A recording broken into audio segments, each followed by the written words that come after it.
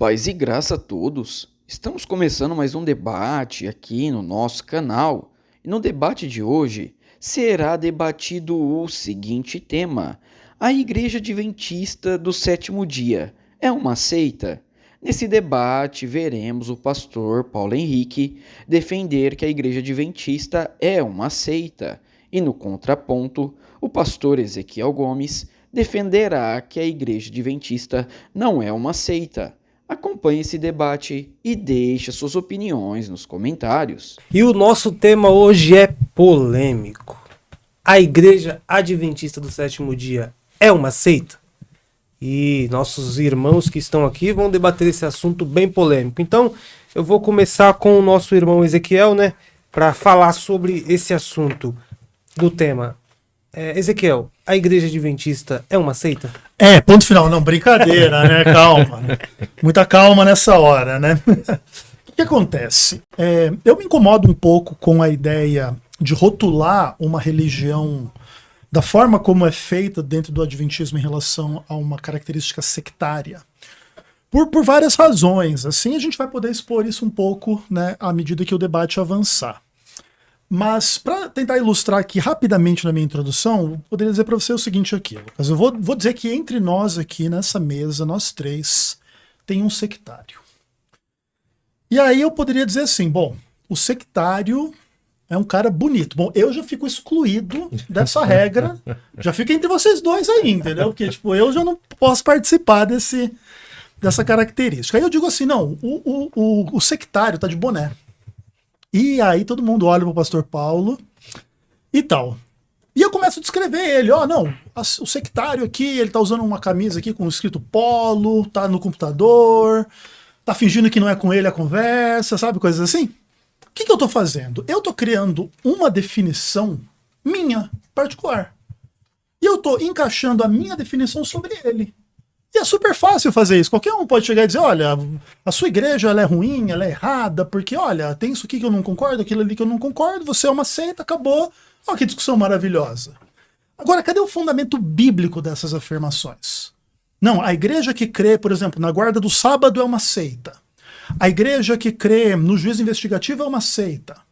A igreja que, sei lá, crê na mortalidade da alma é uma seita. Nada disso existe na Bíblia. E às vezes, na hora de definir esse tipo de coisa, os teólogos acabam criando um conceito humano, denegrindo uma religião da qual eles não pertencem, e aqui o ponto não é dizer que o Adventismo não tem os seus defeitos, os seus problemas, os seus pecados, as suas incoerências, as suas dificuldades. Eu, como ser humano adventista, tenho, a minha organização a qual eu pertenço também tem, mas entende? O fato não tem fundamento bíblico. Então, nesse aspecto, eu digo, o Adventismo não é uma seita, biblicamente falando. Aí, se quiser definir ao léu e ao bel prazer de qualquer outra pessoa, de qualquer outra religião, aí pode falar o que quiser, porque fundamento não vai ter. Amém. E você, meu amigo, pastor Paulo, o tema de hoje, a Igreja Adventista é uma seita? Meu amigo, na verdade é o seguinte, a gente tem alguns pontos, porque o que Ezequiel levantou, isso é uma verdade. Eu posso criar um conceito, meu conceito sobre determinada religião, mas esse conceito não ser fundamentado em informações, em bases, né? Em textos, em obras, em autoridades. Então, se eu defender que o Adventismo é uma seita e não fundamentar essa questão, vai ficar como Ezequiel falou e vai ficar como a minha mente. É porque o PH acha que o Adventismo é uma seita. Mas, na verdade, não é isso. A gente precisava definir, antes de mais nada, o que é seita. O cristianismo foi chamado de seita em Atos capítulo de número 24. Né? E a gente precisava entender essa ideia da etimologia para entender como fica essa ideia.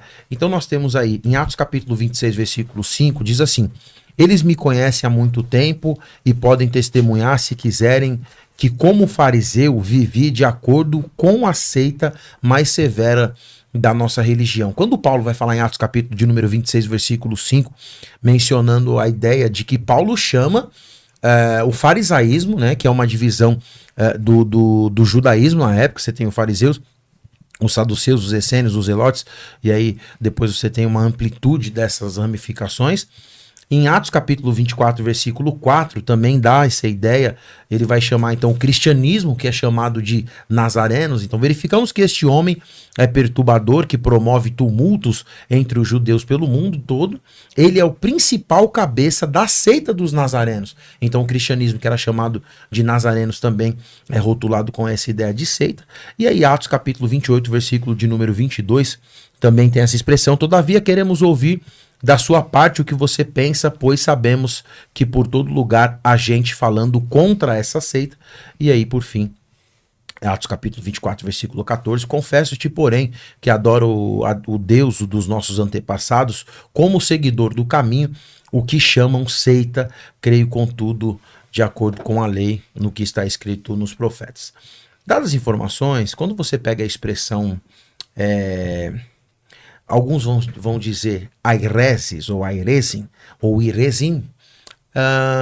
Essa expressão, esse substantivo, é da expressão seita. Então, seitas e heresias, quando alguém vai definir no seminário de teologia, num debate, numa situação, a palavra heresia vem da expressão seita, né? A palavra seita, ela é oriunda da expressão heresia. E essa expressão heresia, que é seita, significava um partido político, significava um partido, alguém que escolhia as suas informações, que tinha um manual, que tinha suas bases, e a partir daquele manual de conduta era definido o que ele acreditava ou não. Então não tinha um teor pejorativo, como nós temos hoje. O que é heresia? Heresia é quando você pega um tema e você interpreta ele de forma errada, e você falou ele uma vez, duas vezes, você comete uma heresia, claro, baseado naquilo que nós vamos chamar de ortodoxia. Eu já encerro aqui e passo a palavra para você. Mas a seita nos dias de hoje é alguém que pega essa heresia e transforma essa heresia numa doutrina. E aí aqui que a gente encaixa os adventistas do sétimo dia como vários temas. O juízo investigativo, a imortalidade da alma, Jesus sendo comparado igual ou sendo o arcanjo Miguel e várias outras questões que nós podemos rotular, a ideia do sábado, todas essas questões baseadas nas escrituras sagradas, dentro da análise de vários outros especialistas do cristianismo, que identificam a Igreja Adventista do Sétimo Dia como uma seita, dada essas definições. Ok. Então, no caso, não é a ideia do Paulo, é a ideia que o Paulo tira da Bíblia. Exatamente, não é o PH que falou. A gente definiu aqui o que é seita ou não, e daqui a pouco, né, na minha próxima fala, eu vou mostrar algumas autoridades do cristianismo que mostram, que ensinam, né? Se você pegar a maior parte dos seminários do Brasil, quando trabalha na ideia de seitas e heresias, está lá o adventismo como uma seita cristã. Perfeito, Ezequiel Gomes. Bom, o que acontece? Eu concordo com 90% do que o PH colocou, só que o ponto é assim, é importante o telespectador entender um pouco essa discussão, independentemente dele até mesmo concordar que a Igreja Adventista é uma igreja errada, ou ruim, ou herética, ou sectária, ou diabólica, ou qualquer coisa do tipo. Porque o que o PH coloca é o seguinte, olha, a heresia é uma coisa errada que se torna uma doutrina face a uma ortodoxia. Ok, beleza. Só que qual que é o problema desse tipo de lógica? Quando você tem uma maioria de pessoas que concorda com uma determinada coisa, e essa maioria dessas pessoas, ela rotula a minoria como sendo uma heresia, um partido, uma divisão, que é um pouco da etimologia da palavra, como que o grupo minoritário se defende face à maioria? Porque o que acontece? Se você for nos estudiosos católicos romanos, eles vão dizer que todos os protestantes são sectários. Certo? Porque eles entendem que eles são a ortodoxia, eles são a maioria, eles são o centro, eles são os mais tradicionais, os mais antigos, e eles são que têm autoridade para definir o que é verdade ou não, qual é o ensino correto, qual é a interpretação correta da Bíblia, e todo protestante é um herege, é um sectário, independentemente da religião que for, o PH, você, eu, todo mundo. E o que acontece? E essa forma de raciocinar é uma forma baseada na autoridade, que inclusive é o que o PH evoca. Não, vamos ver alguns especialistas aqui, a maioria das igrejas concorda com isso, então é assim. Mas veja bem, isso tudo fere o princípio sola escritura, porque a verdade ela não é baseada na maioria, a maioria dos seminários, a maioria dos estudiosos, a maioria dos católicos, a maioria das pessoas. Dentro do contexto cristão, a verdade ela é a palavra de Deus. E o que acontece? Se você quiser discutir que o juízo investigativo é uma doutrina errada, a guarda do sábado é uma doutrina errada, o que inclusive fica muito curioso. Um dos 10 mandamentos é uma heresia. Então, é uma coisa assim, inacreditável você supor que é o que um cristão, uma pessoa que estuda a Bíblia, supõe uma coisa desse tipo. Mas você vê onde que chega o negócio. Mas assim, é muito complicado. Mas você pode discutir, entende? Olha, essa interpretação da alma, do sábado, da lei, da graça, de Miguel, de Cristo, disso ou daquilo, tudo pode ser discutido. Agora, tudo vai revolver a posição do grupo majoritário que entende isso. Não, a alma é imortal, acabou. E quem discordar disso, lá, o Satanás, ou não sei o quê, e independentemente das bases bíblicas. E o que acontece? Não é correto a gente trabalhar desta forma. Então eu acho que a gente tem que fazer uma discussão um pouco mais bíblica, ainda que é óbvio que isso aqui é uma tarefa gigantesca, a gente tem pouquíssimo tempo de programa, como é que a gente vai analisar as coisas de forma muito profunda. Mas o ponto é esse, todo mundo tem que entender que falar que a religião do outro é seita é a coisa mais fácil do mundo se você pressupor que a sua é a correta. Então eu também posso dizer, o adventismo é a maior verdade, todo o resto é a seita, é Babilônia, é o demônio, é errado e ruim. E se eu conseguir convencer a maior parte dos seres humanos, aí fica todo mundo concordando comigo e denegrindo você. Mas às vezes a sua fé não é exatamente como eu represento. Entende? Tipo assim, quem está na maioria não tem muita benevolência com quem está no grupo da minoria. E às vezes, nesses aspectos, existem alguns abusos espirituais em nome dessa coisa de acusar o outro de ser seita. Entendeu? Então isso eu acho que não é muito legal. E eu acho que tem que basear as coisas mais na Bíblia e não simplesmente nas autoridades cristãs. Porque... Perfeito. Paulo, vamos lá. Ele evocou então só a escritura, né? Você falou que vai citar alguns autores, alguns seminários e tal. Porém, ele fala que não leva isso em conta porque é só a escritura. Então, o que você comenta sobre isso? Então, só essa questão, né, o Ezequiel, ele é teólogo, é profissional da área da teologia, está debatendo há anos aí, né? Vários programas de debate, vamos citar o nome aqui, porque não faz necessidade, a gente tem acompanhado esse longo tempo, né? Eu também tenho sido veterano aí nesses debates, 20 anos só de debate, de ministério pastoral, de academicismo. Se você pegar aquilo que no direito nós chamamos de jurisprudência, a jurisprudência, ela é aquele conjunto de decisões, né, que os magistrados tomaram como certo e acaba ficando como exemplo num novo processo. Então, no direito, quando você participa ali de um embate jurídico, de uma situação ali que você tem esse processo, tem a jurisprudência de quando você cita um processo semelhante, que claro, ele é ao seu favor, e ele fica estabelecido como base para que o juiz entenda que numa outra decisão, a decisão de um outro juiz, de um outro profissional, de um outro advogado, ela coube como ideia de base. Só que no academicismo, quando você fala de transparência acadêmica, é obrigatório numa tese de mestrado, de doutorado, num artigo, num livro, você fazer a citação direta ou indireta, porque senão isso é rotulado como plágio. Então, quando nós falamos que vamos citar uma obra, um livro, dentro do academicismo, isso é normal.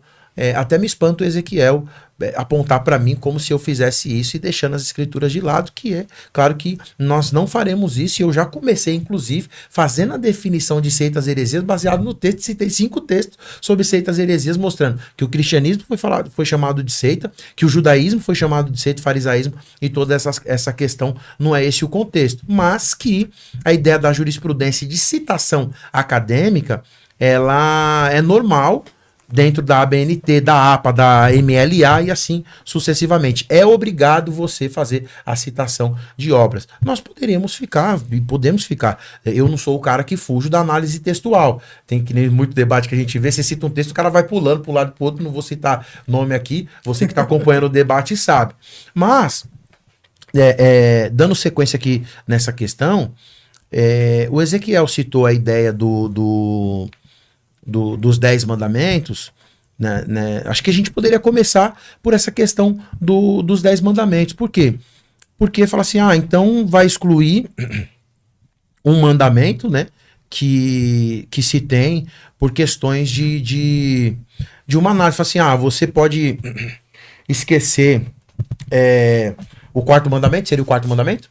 Esquecer o quarto mandamento e deixar todo o resto para lá. Mas tem todo um contexto.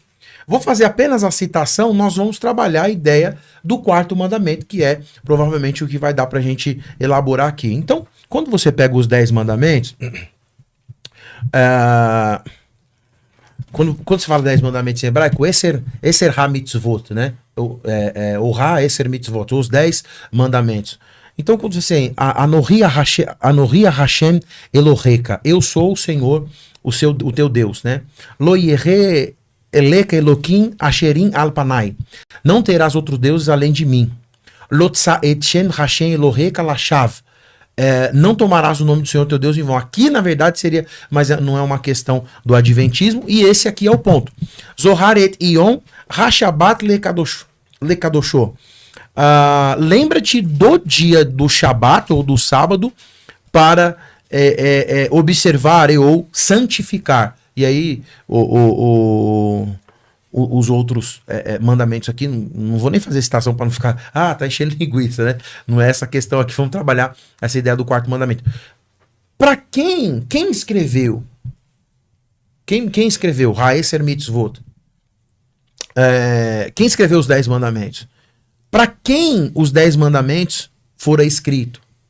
Qual é a intenção dos 10 mandamentos? E o que os ocidentais têm a ver com o quarto mandamento? O quarto mandamento é universal? O quarto mandamento é uma ordenança mundial? Como trabalhar essa ideia do Zahor et Yom HaShabbat lekadosh? Lembra-te do dia do sábado ou do Shabat para descansar. Então, no caso, na sua opinião, o sábado não é para a igreja, mas para o judeu. Então, para não ficar nas minhas palavras e eu definir, é justamente isso que eu faço a pergunta. Não estou definindo nada. Então eu levanto o Ezequiel, até anotou ali. Para quem escreveu, por que escreveu, para quem escreveu, se é uma ordenança mundial ou não. E o que os ocidentais, no caso cristãos e outras religiões, têm a ver com esses mandamentos. Ezequiel. Perfeito. Assim, PH, eu não acusei você. Não falei que você me acusou. É que a gente tá no âmbito das ideias. De boa. Porque talvez o cara fale assim, então tá vendo? Porque no debate a gente chama de apelação à autoridade, né? Tá apelando. Não, que eu tô eu nem assim, citei ainda, porque deixei de lado. Eu digo assim, eu não acusei você de fazer o que eu falei. Eu falei pro telespectador entender legal. A discussão, entendeu? Uhum. Não que você tá fugindo do texto, não é nada disso, legal. Tá? Só porque assim, as pessoas precisam entender que muitas vezes essas bases de que o adventismo é uma seita não estão fluídos no texto. O cara fulano falou, ciclano falou e tá todo mundo falando, então porque foi fulano que falou. O catolicismo fala, o calvinista fala, o arminiano fala, o evangélico fala, pronto, então E não é bem por aí. Inclusive, nesse aspecto, a lei tem precedência à jurisprudência, em tese, né? Sim. Pelo menos deveria ser. E na lei, na palavra de Deus, se fala de uma mudança na lei de Deus, né? Lá em Daniel capítulo 7, verso 25.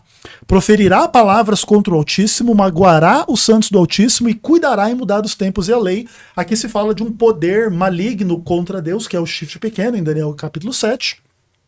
Então, nós adventistas, a gente entende que qualquer mudança na lei de Deus, ela é absolutamente problemática nesse aspecto do cumprimento desta profecia, entende? E isso aqui é uma coisa superior ao entendimento vamos dizer assim, comunitário das comunidades cristãs, que em muitos momentos da história, sim, cometeram inúmeros erros de interpretação e de prática cristã em inúmeros aspectos. Então, por exemplo, em relação aos 10 mandamentos, esse é um ponto que eu chamei a atenção ironicamente, de que uma pretensa fidelidade adventista à guarda do sábado torna o adventismo uma religião sectária, ou pelo menos é uma das características. Isso é uma coisa muito, muito absurda, muito difícil, assim, se você for parar para pensar. Claro, no aspecto da discussão teológica, nada é simples. Por exemplo, o adventismo realmente é fiel à guarda do sábado? Talvez não, porque, vamos dizer assim, ninguém é perfeito em guardar o sábado. Assim como também ninguém é perfeito em guardar nenhum dos outros mandamentos. E o que acontece? Toda religião cristã, e o adventismo é uma religião cristã, entende que Jesus morreu para perdão dos nossos pecados. E os nossos pecados são exatamente as transgressões da lei de Deus, não só em relação à guarda do sábado, mas se a gente cometeu pecados com sexo, com grana, com mentira, com idolatria, com tudo que a gente pensou, tudo que a gente fez, tudo que a gente falhou diante de Deus está perdoado em Cristo. Só que o ponto é, o perdão de Cristo em relação às nossas transgressões não torna o mandamento nem obsoleto, nem irrelevante, nem que não se deveria obedecê-lo.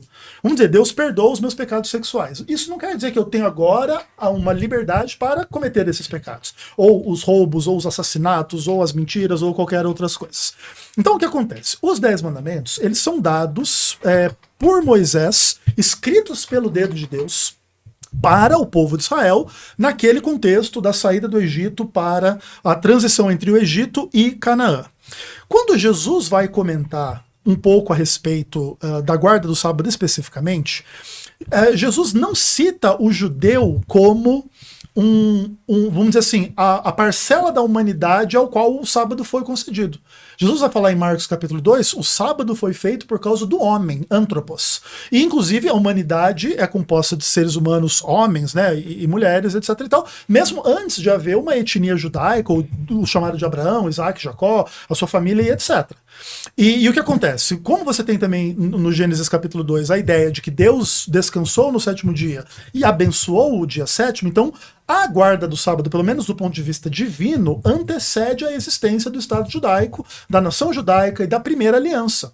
Inclusive, em Gênesis 16, aliás, em Êxodo 16, já existe o primeiro teste divino se o povo vai guardar o sábado ou não, mesmo antes da concessão da aliança dos 10 mandamentos. E o que acontece? No Novo Testamento, se deixa muito claro lá em Tiago capítulo 2, em Romanos capítulo 13, que todos os 10 mandamentos devem ser obedecidos pelos cristãos. Paulo fala isso em Romanos 13, quando ele vai falar que o cumprimento da lei é o amor, querendo dizer que você deve cumprir os mandamentos de Deus em amor, não que o amor substitua a lei. E Tiago capítulo 2, que é um texto que a gente usa muito também, vai dizer que aquele que guardar toda a lei, mas tropeçar em um só ponto é culpado de todos. E nesse contexto ele cita 2 dos 10 mandamentos, que é não adulterarás e não matarás. Ele fala assim, se você adultera, mas você não mata, você é transgressor da lei, tanto quanto um assassino. Você transgride a mesma lei. E você não tem como escapar da implicação de que se você transgride o sábado, você transgride a mesma lei. Porque senão, Tiago é o herege da história. O autor bíblico é o herege, é o sectário, é o cara, o que entende que está negando alguma verdade importante da palavra de Deus, porque a salvação não é pela lei. E essa não é a discussão. A discussão não é se a salvação vem pela lei. Até porque lá, desde a época dos 10 mandamentos, também havia o perdão dos pecados através do derramamento do sangue do Cordeiro. Então, o que acontece? O entendimento adventista não é sectário, não é herético, não é demoníaco, não é equivocado, ainda que possa-se discutir mais profundamente essas questões. Mas acusar o adventismo de ser herético, especificamente por causa da guarda do sábado, é uma coisa que não tem condições. Entendi. Uma questão que fica é que você deixou bem claro que quem tem que guardar toda a lei. Aquele que tropeça em um... Perfeito. Então transgride... A Bíblia que deixa. Isso, transgride toda a lei. Então a questão é, se, por exemplo, o Paulo, por exemplo, aqui, ele não acredita na guarda do sábado e ele não quer guardar o sábado, para ele tá tudo bem, então ele tá transgredindo toda a lei, sim, então ele não será salvo por causa disso? Isso, aí é uma outra discussão, e eu também não quero monopolizar aqui, porque sim, vai virar uma discussão da salvação. Não, pode falar tranquilo. Mas só para você entender, o que acontece? o Deus ele vai julgar a luz que a pessoa tem, a sinceridade que ela tem, o conhecimento que ela tem, a tradição na qual ela viveu. O julgamento divino, né, vai na alma que eu não entendo, entende? Então, assim, a salvação, a perdição não é assim, transgride esse mandamento aqui, vai ser perdido, porque senão vai se perder todo mundo, irmão. Porque todos nós temos um pecado, ou mais pecados, ou dificuldades, entende? Sim. Que a gente às vezes não entende, ou que a gente mesmo entende e não consegue. As questões são complexas. Mas existe salvação pela fé em Cristo mesmo de quem transgride, mas isso não é uma desculpa para a pessoa viver no pecado. Exato. Vamos lá. Paulo. Bom, então, na verdade é o seguinte, quando Ezequiel aclama essa ideia Quando eu fiz o levantamento dos 10 mandamentos, o Ezequiel é bom debatedor, ele é articulado. Então ele sabe fazer a análise, o viés. Se o cara não tiver ligado no debate, já era. Tô falando isso aqui ao vivo, tá? É verdade. Agora a questão é a seguinte, eu fiz a pergunta, citei a ideia dos 10 mandamentos desde o capítulo 20, mas fiz a menção dos quatro primeiros mandamentos e fiz a pergunta. A autoria, o Ezequiel respondeu, o destinatário, o Ezequiel respondeu, a ideia do conteúdo, o Ezequiel respondeu, e a universalidade dos mandamentos, o Ezequiel não respondeu com êxito do capítulo 20, mas trabalhou a ideia do Tiago, evolucionou a ideia do Tiago e a ideia do Paulo. Aí, pela autoridade, porque você tem os 10 mandamentos trabalhados por Moisés para uma cultura judaica, ele volta à ideia do sábado, trabalhando o 4º mandamento, dizendo que Deus descansou, observou, trabalhando essa questão fora da lei, mas ele migra para o Novo Testamento, saindo do Antigo Testamento, não deixando claro que os 10 mandamentos é uma questão universal, mas ficou claro que era especificadamente para o judeu ou o israelita.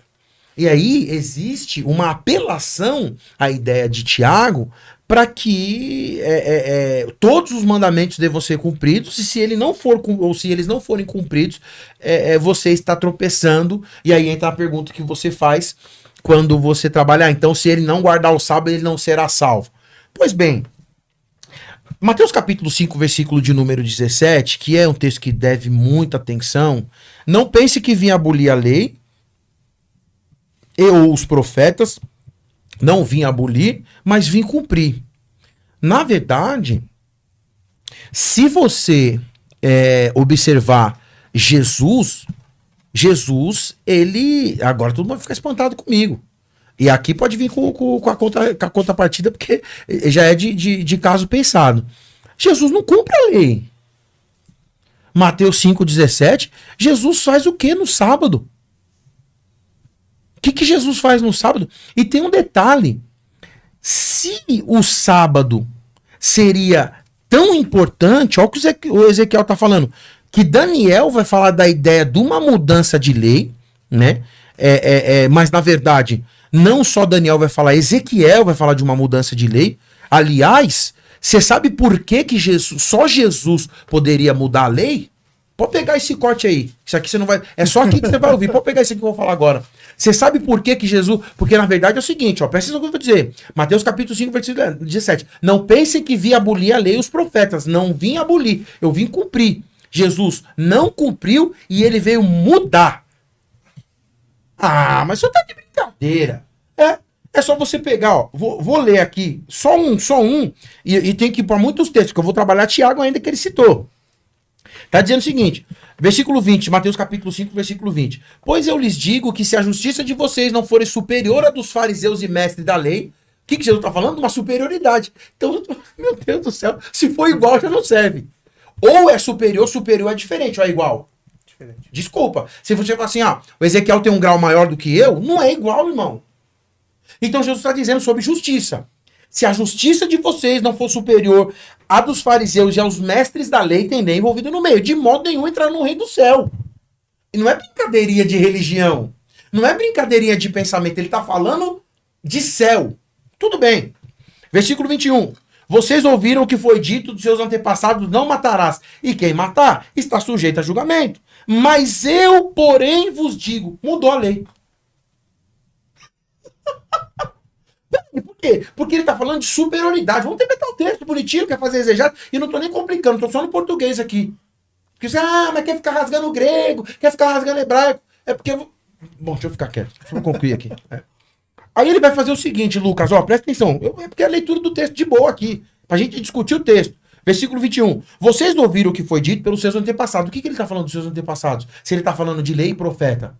Irmão, tá incluso os 10 mandamentos. Porque o não matarás... Ó, presta atenção no que eu vou falar aqui. Ele vai dizer o seguinte, quer ver? Ó, peraí, só achar o texto aqui. Eu ia rapidinho, porque tem o diálogo, tranquilo. Ele vai dizer o seguinte, ó. Lo tirtatsak. Não matarás. Não matarás. Ele está dizendo, não matarás é nos 10 mandamentos. O não matarás não é em qualquer outro lugar. Jesus está citando os 10 mandamentos. Para concluir essa parte aqui. Porque quem matar está sujeito a julgamento. Eu, porém, vos digo, qualquer um que se irá contra o seu irmão está sujeito ao mesmo julgamento. E também qualquer um que dizer ao seu irmão raca, não maldito, amaldiçoado, louco, seja levado ao tribunal. E qualquer um, na verdade era só um. Agora ele estreita e coloca 3, 4 no mesmo texto. E qualquer um que dizer louco corre o risco de ir pro fogo do inferno. Quem é esse cara? É Jesus. E por que só Jesus podia mudar a lei? Era esse corte que você queria, né? Porque quem escreve a lei escrita com o dedo de Deus é Jesus. E eu sou trinitariano. Então só Jesus podia mudar a lei porque ele que é o autor da lei. Aí tem esse problema. Eu vou deixar aqui para não ficar excessivo, assim, tá desonesto. Aí na minha volta, com certeza Ezequiel vai levantar outras leves, mas aí eu vou trabalhar a ideia de Tiago capítulo 2. Porque se tivesse um pouco mais de tempo, não vou fazer isso porque vai ficar ruim, aí eu vou trabalhar Tiago capítulo 2. Que lei, vou deixar a questão aqui, que lei que Tiago está falando? Toda lei. A qual lei? Por quê? Porque nós temos mania... E essa fala do Ezequiel induz a isso, dizendo que tudo que se fala de lei está falando sobre a ideia de 10 mandamentos. E lei não se refere a 10 mandamentos. Amém. Ezequiel. Legal. Bom, acho que vai ter mais corte lá de cá também. Assim, vamos cortar tudo. A despeito obviamente, do respeito, do carinho pelo PH, não tem nem o que falar. Não dá pra concordar com essas coisas, né? Porque, assim, claro, dá pra concordar com algumas coisas. Jesus é o autor da lei. Perfeito. Inclusive, nesse aspecto, existe essa coisa, né? Onde é que Jesus mandou guardar o sábado? Jesus mandou guardar o sábado desde o dia que ele criou o mundo em 6 dias e descansou no 7º, desde que ele deu a lei a Israel, e desde que ele disse lá em Marcos capítulo 2 que o sábado foi feito para o homem e não o homem por causa do sábado. Então já deixa bastante claro que, inclusive, quando ele se identifica como o Senhor do sábado, lembra que o 7º dia é o sábado do Senhor, teu Deus. Jesus se identifica como Deus, esse Criador, conectado à ideia da guarda do sábado como um dia santo. Então essa ideia de que, inclusive, que o domingo é dia do Senhor, coisa do tipo, fundamento absolutamente zero, tá? Mas o que acontece? A ideia de que Jesus muda a lei, ela é bastante infeliz nos seus exemplos, porque o que acontece é assim, o que seria a mudança da lei? Os 10 mandamentos diz, não matarás, e agora eu tô dizendo, pode matar, desde que você não se ire, não chame ninguém de raca ou faça XYZ coisa. Não sendo esse o caso, a lei está intacta, você continua não podendo matar. Só que o que está acontecendo é o quê? É uma ampliação do sentido. Quer dizer, mas assim, o agravante é uma mudança. Porque na lei, por exemplo, a ideia do inciso... Concordo. Ele é um agravante, é uma mudança. Eu concordo que há uma ampliação. Legal. Mas essa ampliação, ela não muda a lei no aspecto de tornar permitido o que a lei proíbe. Nesse aspecto não há mudança na lei. Não matar continua uma lei absolutamente válida, como inclusive Tiago vai argumentar. Se você não adultera, mas você mata, você é um transgressor da lei. E isso não é dito de um sentido nem positivo, nem que isso é inevitável, nem que você deva fazer. Inclusive, ele vai defender o contrário. Ele vai usar esta ideia do 10 mandamentos para dizer, você não deve transgredir nenhum desses mandamentos. Senão você é culpado de todos. E, inclusive, isso vai ter implicações em relação à guarda do sábado. Agora, quando Jesus fala, por exemplo, que você diz assim que ele não guardou, né? Que Jesus não guardou o sábado, ou pelo menos a implicação do que você falou. Em João capítulo 15, verso 10, fala assim: se guardardes os meus mandamentos, permanecereis no meu amor, assim como eu tenho guardado os mandamentos do meu Pai e no seu amor permaneço. Inclusive na ideia lá de 1 João 3,4 de que a transgressão da lei é o pecado é a transgressão da lei, se Jesus de fato não tivesse santificado todos os sábados da vida dele de forma perfeita, ele teria um pecado. E, por exemplo, a gente pode admitir que Jesus não cumpriu toda a lei nos aspectos em que a lei lidava com coisas que não tinham a ver com Jesus. Por exemplo, a lei de Moisés, ela tinha especificações sobre a mulher que menstrua, não sei o quê. Jesus, não sendo uma mulher, ele não cumpre esta lei nesses aspectos. Mas, em relação, por exemplo, Jesus cumpre toda a lei moral de forma perfeita porque ele não peca. Jesus cumpre em si a lei cerimonial, inclusive demonstrando que todos aqueles rituais de sacrifícios e derramamento de sangue no santuário terrestre implicavam ele como o Cordeiro de Deus que tira o pecado do mundo. E nesse aspecto, Jesus não pode ser acusado de qualquer pecado. Tanto que ele morre e vence a morte, coisa que não acontece com nenhum outro ser humano. Por quê? Porque Jesus é aquele sem pecado que morre livremente, e não porque merece morrer. E todos nós, a nossa morte está conectada ao nosso pecado. Lembrem Romanos capítulo 5. A morte passou a todos porque todos pecaram. Então, Jesus não pode ser acusado de pecado sob nenhum aspecto, ainda que o entendimento dele fosse contrário às tradições farisaicas. E esse é o ponto. O que nós temos que superar não é a lei, nós temos que superar a justiça dos escribas e fariseus. Escribas e fariseus poderiam se sentir que não adulteravam porque não traíam a mulher, mas olhavam para a mulher do vizinho com um olhar malicioso. Jesus vem dizer não. Mas ele não vem dizer não no sentido, eu vou mudar a lei, agora você pode adulterar. Não. Ele vem dizer, se você olhar, você já cometeu adultério. O não adulterarás está vigente. Agora ele está melhor entendido, porque não basta uma percepção formal, tipo assim, você pode guardar os 10 mandamentos? Então, por exemplo, eu gosto de dar o exemplo assim de quem guarda o sábado, um político corrupto. O cara não trabalha sábado, também não trabalha domingo, nem segunda, nem terça, enfim, né? Ele não trabalha muitas vezes, mas tá lá descansando no sábado, não trabalha no sábado. Mas é um corrupto, ele tá guardando a lei de Deus? Claro que não.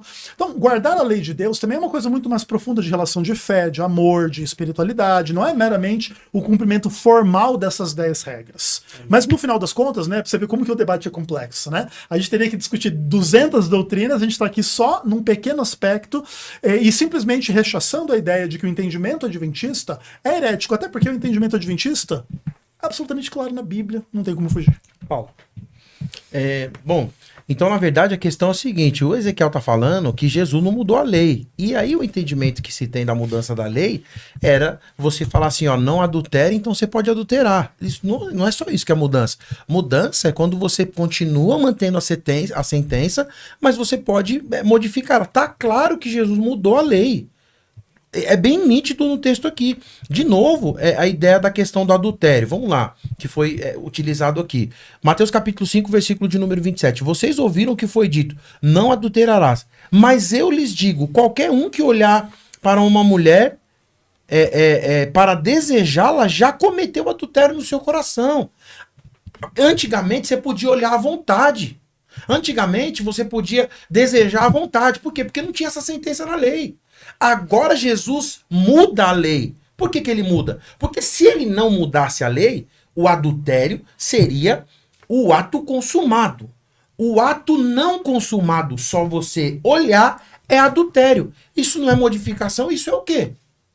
Porque para não ser modificação tem que manter igual ao que está escrito. Não adulterará. O que é o adultério? Você modificar aquilo que é original. E isso não é só questão de mulher, não é só questão de casamento, é quando você adultera uma água, quando você adultera um salgadinho, quando você adultera um combustível, tudo isso é adultério. Então Jesus de fato mudou tudo aqui. Se você pegar o Mateus capítulo 5, versículo 17 em diante, tudo isso vai trabalhar a ideia das mudanças. E aí se você pegar e levantar todas as questões, você vai ver que ficou claro essa questão da mudança. Agora é o seguinte, Marcos capítulo de número 2, versículo de número 23, na ideia de que Jesus ele não guarda o sábado, ele vai trabalhar o seguinte, Marcos 2, 23. Certo dia, Jesus estava passando pelas lavouras de cereal. Enquanto caminhavam, seus discípulos começaram a colher espigas de milho. Primeira coisa, o que Jesus estava fazendo num Shabat, caminhando pelas lavouras de cereal? Porque não podia. Ele não podia caminhar pela lavoura de cereal. E seus discípulos começaram a colher espiga de milho. Os discípulos de Jesus, sendo judeu, eles não poderiam colher espiga de milho. E o que eu estou dizendo aqui não é porque eu estou inventando. Eu vou ler e vou mostrar o entendimento que se tem na cultura judaica e no texto que Jesus é indagado. E existe um embate aqui. Continua em Marcos, capítulo de número 2, e agora o versículo é o número 24. Os fariseus lhe perguntaram: olha, por que eles estão fazendo o que não é permitido no sábado? Olha só a ideia. Não sou eu que estou falando. Ele não podia caminhar na lavoura, ele não podia colher espiga na lavoura. Os caras vão indagar Jesus baseado na lei. Versículo de número 25. Ele respondeu: vocês nunca leram o que Davi fez quando ele e seus companheiros estavam necessitados e com fome? Na verdade, Marcos capítulo 2, versículo 25 é a jurisprudência. Porque Jesus podia muito bem citar ele, sendo o autor da lei, sendo judeu. Ele não podia nem recorrer à ideia de Davi. Ele podia falar assim: mas os caras estão com fome, você quer que os caras morram de fome? Ele precisava citar Davi. Jesus fez o apelo da autoridade. Eu entendi o que Ezequiel falou aqui. Mas é o seguinte, ele cita Davi, porque na ideia de um respaldo. Eu não estou fazendo isso agora de novo, porque ninguém descobriu a roda, irmão. Jesus está citando algo que já tinha acontecido. E Davi foi citado de transgredir a lei, agora eu estou indo no controverso. Beleza, só continuar aqui. Aí ele vai dizer o seguinte, versículo 26. Nos dias de Abiatar, o sumo sacerdote entrou na casa de Deus e comeu os pães da presença, que apenas os sacerdotes era permitido comer, e os deu também aos seus companheiros. Versículo 27. E então lhes disse: o sábado foi feito por causa do homem, e não o homem por causa do sábado. Aí, o que acontece quando a gente vai falar da ideia do sábado e por que da ideia aqui que Jesus não guardou o sábado? E aí ele vai falar, na verdade é o seguinte, Jesus é o Senhor do sábado. Por que ele é o Senhor do sábado? Porque ele criou o sábado. Foi Jesus que desenvolveu o sábado. Foi Jesus que fez o sábado. Mas não foi o homem que foi feito para o sábado. Então é isso que a gente precisa trabalhar essa questão. E aí, trabalhando a questão do sábado, eu queria, na verdade, fazer um levantamento, uma questão cultural aqui. E aí eu ainda não consegui chegar no Thiago, só pra você, porque você vê que fica trabalhando uma questão, acho que nem vai dar tempo. Eu queria, para não ficar em aberto lá, mas só que você trabalha uma questão, não dá. O que acontece? Uma questão cultural aqui, Lucas e Ezequiel. Quando a gente vai falar a questão do sábado, dentro da cultura judaica, independente que seja um judaísmo ortodoxo, independente que seja um judaísmo reformista ou independente que seja um judaísmo conservador, sabe por quê? Até uma informação importante para você, talvez você não saiba, mas aí muita gente fala assim, porque na cultura judaica, porque no judaísmo, o judaísmo é igual ao cristianismo no que tange a ramificação religiosa. E isso já acontecia no tempo de Jesus. Você tem os fariseus, os saduceus, os essênios e os zelotes. Não mudou. O cristianismo tem. Você tem adventista, você tem a Assembleia de Deus, você tem o batista. Isso já acontecia lá atrás. A seita dos nazarenos, a seita do caminho e uma série de seitas e heresias que existiam desde o início da história. O que eu estou tentando dizer é o seguinte, independente da ideia de reformista ortodoxo e a ideia do conservadorismo, existe proibições daquilo que nós vamos chamar de melahá. Melahá é trabalhar ou trabalho. Melahot, trabalhos em hebraico. Quando você vai falar assim, o que pode fazer num sábado e o que não pode fazer num sábado. Até o dia de hoje, quando esses fariseus que vão indagar Jesus dizendo, vocês não poderiam estar fazendo nada com relação a alimento, isso está na lei. Isso está na halahá. A halahá, ela vai definir o que pode e o que não pode. Melahá, trabalhar, e halahá, você vai trabalhar a ideia da lei aqui, do que ficou definido. Olha só, você não pode acender ou apagar o fogo, com eletricidade. Então, por exemplo, eu achei honesto do Ezequiel quando ele fala assim, mas os adventistas guardam todo sábado, toda a lei. Vou concluir aqui dizendo o seguinte, só para trabalhar o que pode não. Escrever ou apagar, não pode escrever ou apagar. Aí, a ideia da transgressão, que Jesus ele não transgride nada, na verdade. Por quê? Porque ele é o Senhor do sábado. Ele que criou o sábado. Então ele sabe o que pode fazer e o que não pode. Davi já tinha agido de outra forma com que os caras falam. Eu concluo dizendo o seguinte. Cozinhar ou preparar alimento, exceto por alguma necessidade. Qual era a necessidade dos caras?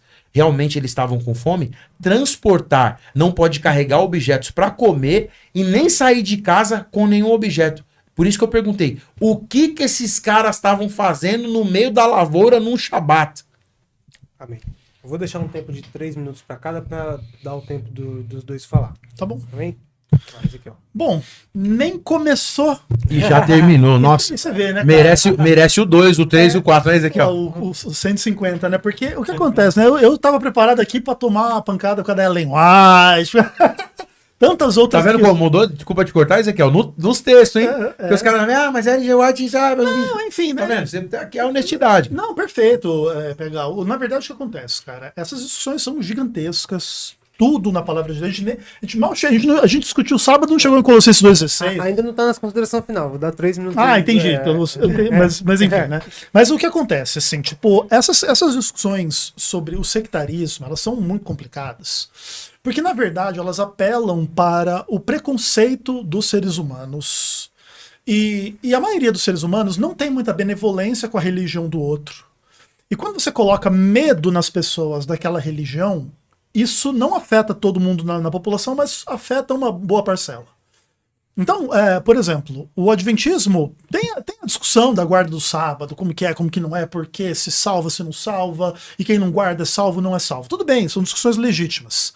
Mas não é uma coisa assim como se diz, não, isso é uma heresia, isso é uma seita, isso é uma coisa, sabe assim, pesada, satânica, herética num aspecto pejorativo. Pelo contrário, guardar o sábado não é um problema teológico.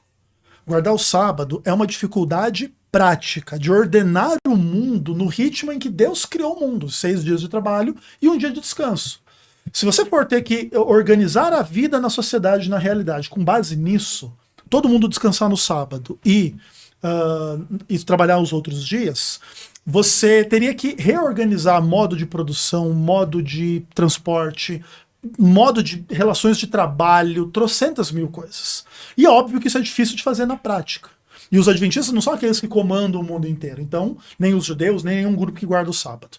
Então é óbvio que a maioria das pessoas acaba que trabalha o sábado e precisa trabalhar ao sábado e se sente muito mal com a teologia adventista nesse aspecto. Como se nós quiséssemos impor sobre eles um fardo, uma coisa ruim.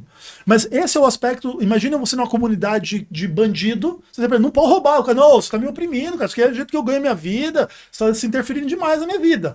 Não funcionaria, entende? Eu acredito, Ezequiel, que... É uma questão complexa isso aí. Sim, eu acredito que a questão não é nem guardar o sábado. Porque guardar o sábado, eu acho que todo cristão ou evangélico vai falar, pô, tá legal guardar o sábado. O problema mesmo é falar, se você não guardar o sábado, você vai transgredir toda a lei. E se você transgredir toda a lei, é claro que você não vai ser salvo. Então, mas isso aí é um problema daí de Tiago e não meu, nem da igreja adventista. Essa é a questão que se levanta, porque não é só uma questão de, pô, se você guardar o sábado, tudo bem. Não, a questão é a salvação, no caso do sábado. Não, tudo bem, mas é que o ponto é assim, olha, eu entendo o teu dilema, e é óbvio que ele é super legítimo. Mas é o mesmo problema da pessoa que rouba, que adultera, que mente. Se você fizer isso aí, você não vai ser salva. Entende? Porque no fim das contas, ninguém gosta de ter o seu pecado que vai lhe conduzir ao inferno ou à morte. Mas a pregação cristã não é só a pregação, ou guarda o sábado, não guardou, vai para o inferno. Não. O Senhor do sábado morreu por você, ele pode te perdoar, ele pode te transformar, ele pode te dar uma nova vida, e essa nova vida nem sempre muda a sua vida de um dia para o outro, não. Mas uma pessoa que vive adulterando e não se arrepende, é salva? Não. E se o sábado tem o mesmo peso, então uma pessoa que não guarda o sábado e não se arrepende também não é salva. Exato. Exatamente, mas isso não é um problema meu. Sim, não, você que defende o sábado, defende com... Esse é um problema bíblico, entendeu? Não é meu, não foi eu que inventei, entendeu? Vamos lá, Paulo. O que você me diz, meu amigo? Então, na verdade é o seguinte, trabalhando a questão a gente ficou, né, eu só vou recapitular aqui a questão de que Jesus, ele, no que diz respeito à ideia do sábado, para mim, vou jogar limpinho mesmo, bem transparente. Para mim, tá bem claro que o sábado é mais uma questão social e comunitária do que uma questão religiosa. O discurso do Ezequiel ficou claro isso para mim. Porque falou assim, é mais uma questão de organização. O cara trabalhar, descansar, entender que o cara tem uma família, né? E aí seguiria os dias naturais da semana, a sequência natural das questões. Se for isso daí, bacana. Quando que diz a respeito à salvação? E aí o Ezequiel joga pro Tiago, eu vou resolver o problema do Tiago agora, para ficar claro. Para mim, no texto e na leitura da teologia que eu faço, Jesus mudou o mandamento, ficou claro para mim, e se for baseado na proibição, Jesus... pastor falou... Porque saiu lá, né? O Mirra falou que Jesus pecou, transgrediu a lei. E aí, por que eu provoco aqui? Justamente para fazer o contrário, porque não dá tempo, mas eu vou colocar. Se você pegar aqui mais uma das proibições, olha só. O trabalho agrícola, dentro da proibição do Shabat, ele é proibido. É proibido semear, é proibido colher, é proibido plantar, é proibido regar e é proibido realizar qualquer tipo de atividade agrícola. O que os caras estavam fazendo? No meio da lavoura, colhendo espiga de milho. Tá errado. Só que aí Jesus vai dar o cheque final. O que ele fala? Você nunca leu o que está escrito em Davi? Claro que os caras estão com fome. Então se a gente for pegar... Você sabe que não pode fazer pix no Shabat? Eu pergunto, você é adventista... Você já fez pix no sábado? Você já transgrediu a lei, irmão. Vamos ser sinceros. Tem várias outras questões. Viagem longa não pode fazer várias coisas. E eu achei sincero da parte do Ezequiel quando ele trabalha isso na inicial. Agora vamos lá. Vamos trabalhar a questão do Tiago. Tiago capítulo 2, versículo de número... 10 a 12. Porque ele... Sim, tem todo um contexto, claro. Capítulo 10 tá assim.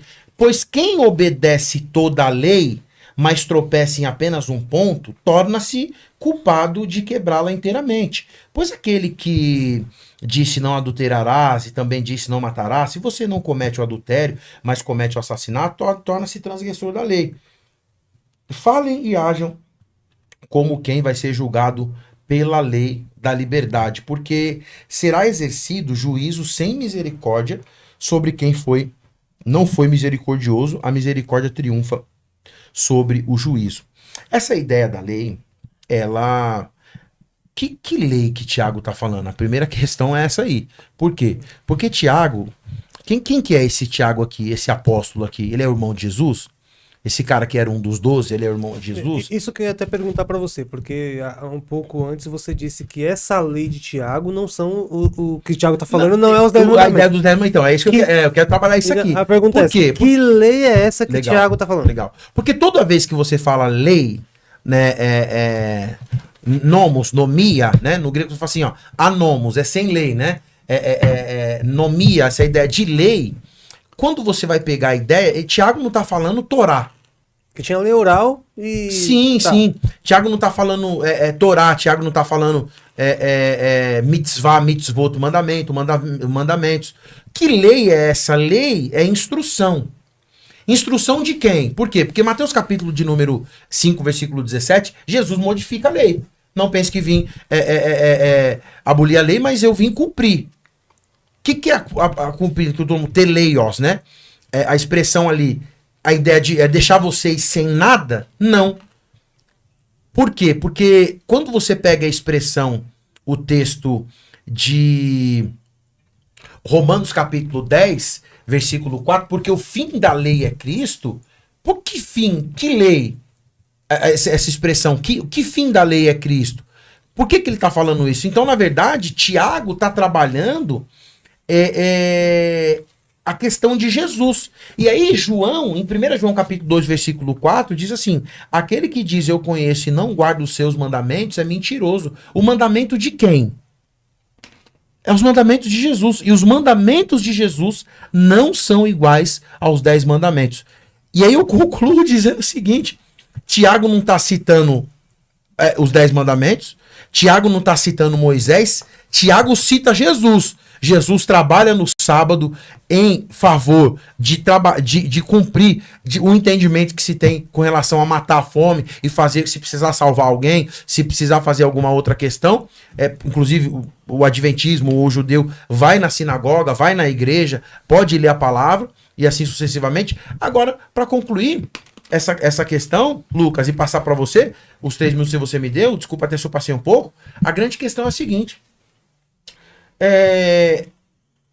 Quando você fala assim, que o fim da lei é Cristo, e João fala que se alguém não cumprir esses mandamentos, ou um desses mandamentos, ele transgride totalmente a lei, é que os ensinamentos de Jesus são superiores aos ensinamentos de Moisés, porque a Escritura fala assim, a lei foi dada por intermédio de Moisés, mas a graça e a verdade. Posso sentir a graça que eu sou pentecostal, né? Aleluia. Vieram através de Jesus. Então o que tem mais peso? Porque, aleluia, porque quando Moisés fala, por isso que eu pergunto na inicial, eu falo assim na inicial, Moisés escreveu para quem? Qual era o fundamento? É extensão para toda a humanidade? Não. E Jesus? Porque a união da igreja é a junção do judeu e da igreja e de qualquer outro gentil. E todo mundo está submetido agora na lei de Cristo. Por isso que o fim da lei é Cristo e a graça e a verdade. Quem interpreta a lei? Jesus. Quem escreveu a lei? Jesus. De que mandamento Tiago está falando? De Jesus. Porque o Apocalipse diz, qualquer um que transgredir um tio que mudar desta ou deste livro. É específico. Ele não joga lá para trás. É aqui. Amém. Bom, fala que acabou, não. Começou agora. Como diz o César Cavalcante, infelizmente o nosso tempo é curto, né? Eu vou deixar aqui 3 minutos já para você comentar, deixar suas considerações finais. Desde já eu quero te agradecer por ter aceitado o convite, ter vindo aqui. E a gente, claro que vai ter que fazer uma parte 2 aí para continuar comentando sobre isso. Mas vamos lá, 3 minutos para você comentar e suas considerações finais. Deixa Esse debate só acaba na parte 2000 e olha lá, 2000 anos, né? Aliás, estamos há 2000 anos discutindo e não acabou ainda. Gente, para mim, maravilhoso estar aqui. Claro, eu acho que a gente acabou se focando em um aspecto da discussão e talvez o telespectador sentiu falta da gente abordar a questão de uma forma mais ampla. Mas isso tem que ver com a complexidade do tema e também, fazendo elogio ao pastor Paulo Henrique, a competência do Paulo Henrique da gente discutir realmente os textos bíblicos. E a gente ainda nem chegou em Colossenses 2,16, né? Falando de sábado. Mas não é só esse o aspecto, assim. Eu só queria destacar poucas coisas aqui de teologia, depois eu vou falar dos meus 2 livros que eu trouxe aqui. E assim, Jesus falou que quem não crê em Moisés não crê nele. Esse é o primeiro ponto. Outro ponto é que, assim, a transgressão da lei de Moisés também era pecado no mundo gentil, tá? O gentil que roubava, matava, adulterava, idolatrava, também era pecador. Até porque se não fosse, só quem teria pecado na face da terra seriam os judeus e não os demais seres humanos. Então o que acontece? Quando Deus dá a lei a Israel, Deus quer que Israel seja representante desta lei para o mundo todo, inclusive para a conversão do mundo todo. Israel se afasta e cria um monte de farisaísmos em cima da lei, que podem ser lidos de forma bem intencionada ou não. Então vários desses aspectos, não pode regar, não pode andar, não pode colher, não pode fazer isso, não pode fazer aquilo, tem um certo fundamento, mas nem tudo tem aplicação muito específica. Então Jesus ele se levanta um pouco contra certas tradições farisaicas, mas nunca contra o mandamento. Porque senão, de fato, Jesus seria um transgressor e aí não seria... Puxa, aí o problema seria bem pior do que a igreja adventista ser uma seita, entendeu? Se Jesus fosse um transgressor da lei de Deus, o problema seria bem maior. Mas se você, telespectador, quiser se aprofundar um pouco mais nessas discussões, eu recomendo para você o livrinho Questões sobre Doutrina, já tem versão dele em português, demorou 50 anos para a igreja traduzir isso aqui, onde o Adventismo responde às principais dúvidas dos teólogos calvinistas e evangélicos de uma forma geral sobre o Adventismo. E existe um material novo que ainda não tem em português, que é o Handbook da Oxford, sobre a Igreja Adventista do Sétimo Dia. Esse é um material acadêmico não só produzido por adventistas, existem críticos do adventismo, mas críticos num sentido bom, no sentido de um bom nível, entendeu? Como o PH, por exemplo, é um deles, que a despeito de considerar a igreja errada ou ruim ou algo do tipo, e acho que isso é legítimo, não tem problema, eu também considero a Igreja Adventista bem ruim em muitos aspectos, sabe? Ainda assim, é um material acadêmico para quem quiser realmente aprender um pouco mais. O Adventismo está longe de ter um entendimento e uma prática perfeita das coisas. Mas tem um entendimento e uma prática bíblica. E não é que eu vou dizer assim que a gente exige respeito, porque na verdade não tem como exigir respeito do outro. Cada um dá o que tem. Se você é capaz de respeitar a religião adventista, é porque você tem respeito no teu coração. Se você não é, aí é lamentável a tua existência mesmo. Mas o fato é, não precisa concordar com a igreja adventista para ter uma postura um pouco mais legal em relação a essas coisas. Meramente rotular de seita, colocar medo e dizer que a igreja é muito ruim, muito maligna, não é muito legal. Amém. Porque ninguém gostaria de estar do nosso lado dessa história. Claro, e o adventismo também não é feito de anjo de candura, não. O adventismo critica outras religiões, é treta pesada também. Então aqui o adventismo, ai, coitadinhos. Não. Amém. Mas o fato é, nós temos que aprender a nos respeitar e a nos amar a despeito das divergências. Por isso que ambientes como esse são maravilhosos, a despeito das discordâncias. Amém. Obrigado pela oportunidade.